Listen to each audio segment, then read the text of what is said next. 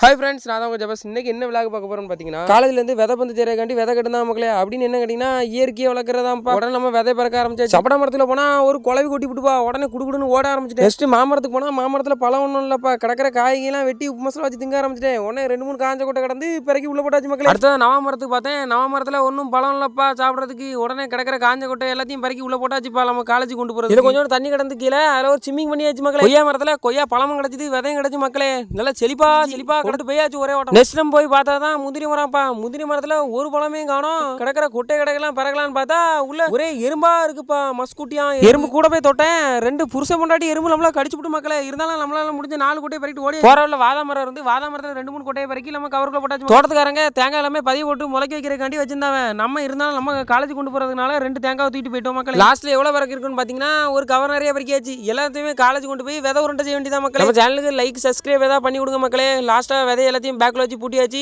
டாடா பாய் மக்களே.